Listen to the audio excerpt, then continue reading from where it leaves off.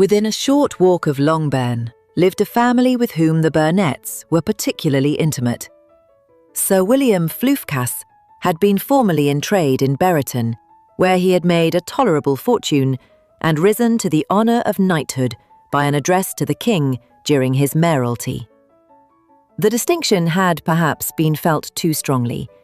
It had given him a disgust to his business and to his residence in a small market town, and, quitting them both, he had removed with his family to a house about a mile from Bearyton, denominated from that period Floofcas Lodge, where he could think with pleasure of his own importance and, unshackled by business, occupy himself solely in being civil to all the world.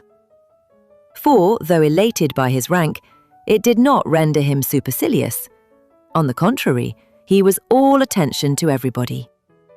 By nature inoffensive, friendly and obliging, his presentation at St James's had made him courteous. Lady Floofcas was a very good kind of woman, not too clever to be a valuable neighbour to Mrs Bearnet. They had several children. The eldest of them, a sensible, intelligent young woman, about 27, was Elizabeth's intimate friend. That the Miss Floofcases and the Miss Burnets should meet to talk over a ball was absolutely necessary, and the morning after the assembly brought the former to Longbourn to hear and to communicate. You began the evening well, Charlotte. You were Mr Bingley's first choice. Yes, but he seemed to like his second better. Oh, you mean Jane, I suppose, because he danced with her twice. To be sure, that did seem as if he admired her. Indeed, I rather believe he did. I heard something about it, but I hardly know what. Something about Mr Robertson. Perhaps you mean what I overheard between him and Mr Robertson. Did not I mention it to you? Mr Robertson's asking him how he liked our Bearyton assemblies, and whether he did not think there were a great many pretty women in the room, and which he thought the prettiest, and his answering immediately to the last question, "Oh, the eldest Miss Bearnet, beyond a doubt. There cannot be two opinions on that point." Upon my word!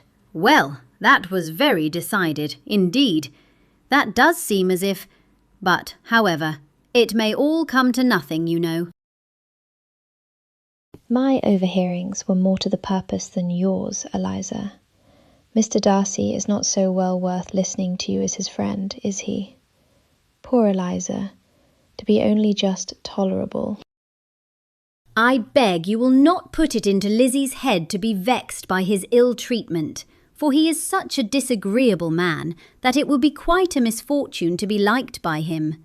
Mrs Furlong told me last night that he sat close to her for half an hour without once opening his lips. Are you quite sure, ma'am? Is not there a little mistake? I certainly saw Mr Darcy speaking to her. Aye, because she asked him at last how he liked Nuzzlefield, and he could not help answering her.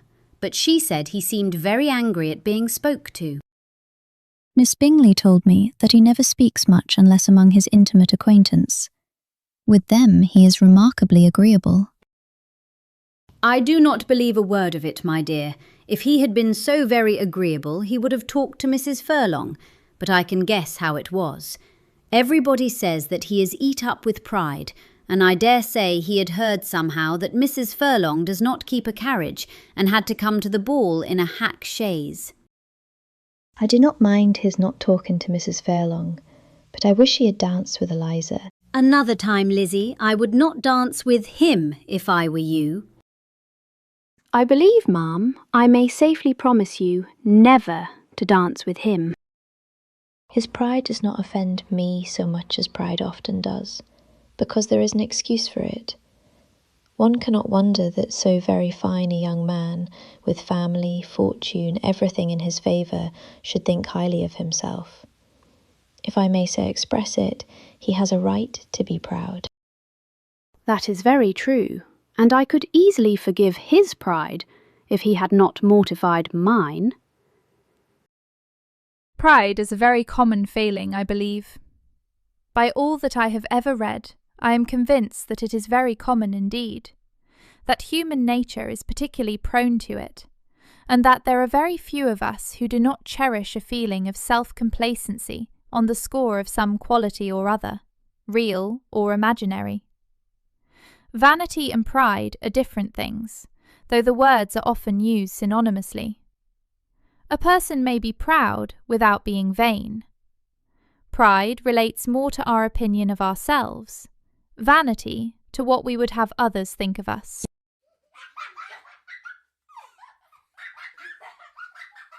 If I were as rich as Mr Darcy, I should not care how proud I was. I would keep a pack of foxhounds and drink a bottle of wine every day. Then you would drink a great deal more than you ought, and if I were to see you at it, I should take away your bottle directly. The boy protested that she should not. She continued to declare that she would, and the argument ended only with the visit.